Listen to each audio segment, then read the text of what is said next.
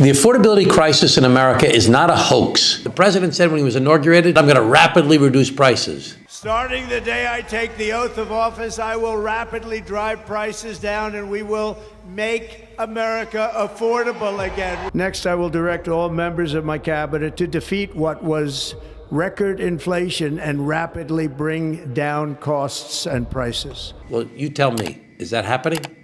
Do you feel like the economy is better today than it was on January 20th of 2025? I don't think so. Here are the 5 things that the Trump administration is doing to make your life more expensive. Number 1, the tariffs. Everybody knows the tariffs are causing the cost of everything to go higher. Everybody knows it. I think tariffs are the most beautiful word. I think they're beautiful. It's going to make us rich. Some tariffs make sense. I can understand doing tariffs against our strategic adversaries like the Chinese Communist Party. I can understand if there's a particular industry that's important. But these tariffs that cover our allies as well as our adversaries, tariffs that cause prices to go up on groceries, don't make any sense. So we've got to work together to address this issue of cost related to tariffs. Number 2 is energy costs. Well, it was bad before the war in Iran.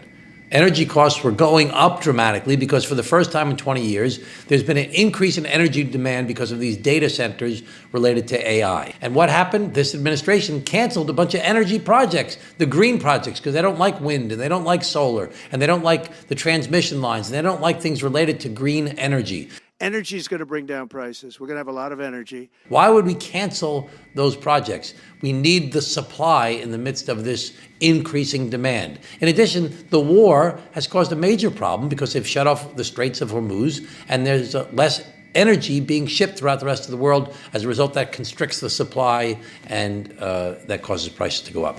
Number 3 is debt. Debt is going through the roof in America. It's the highest debt we've ever had in our nation's history. Why?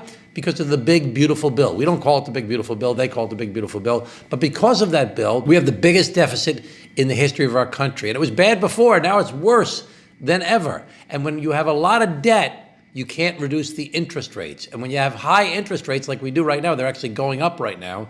When you have high interest rates, people can't afford to buy a home. They can't afford to lease a car. They can't afford to borrow money for their business to try and expand their business.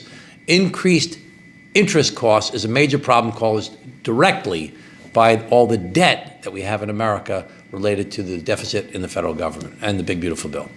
Number 4, healthcare costs. We went through this whole big fight about what they call the premium tax credits.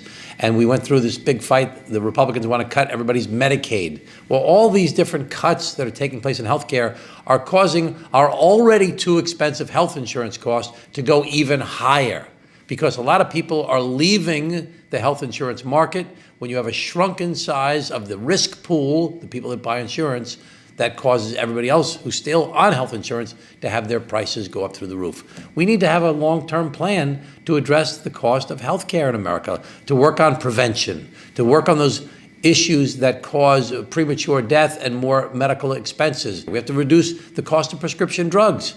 In the Biden administration, we negotiated lower drug prices. It was mandated by a law that we passed. We need to negotiate lower drug prices from the federal government because the federal government has enormous negotiating power because we're the biggest purchaser of drugs in the world through Medicaid and Medicare. We need to negotiate lower drug prices. That will not only help consumers, that will help the government reduce its costs. And finally, we have increased labor costs. Because of the immigration policy by this administration, there's 1.5 million less people in the workforce, and this is causing a big problem at our farms, on our ranches, in our factories, in our construction, in our healthcare, in so many different places, which all cause prices to go up when you have a tight labor supply. People are suffering right now.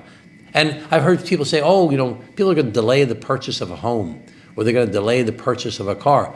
That's bad. But you know what's really bad? People can't put food on the table. They can't do a basic medical exam because they can't afford to go to the doctor. People are not able to pay their rent. These are life and death issues for people.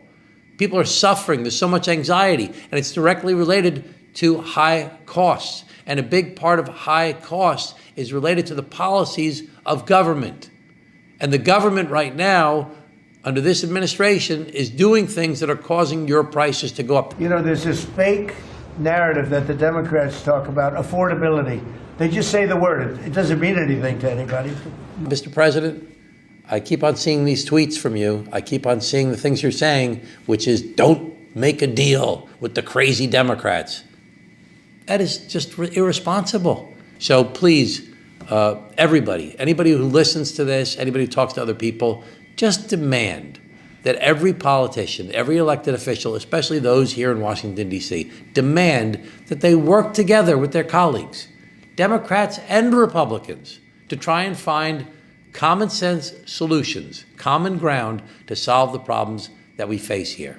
It can't just be my way or the highway. You need both sides who may disagree with each other to say, well, I think this. And the other side says, well, I think that. Well, how about this? Well, how about that? And you keep on working together until you come up with a compromise. That's what we need more of in our country. And we need to recognize that affordability is not a hoax. It's real life, and it's affecting real people. Okay, thanks very much, everybody.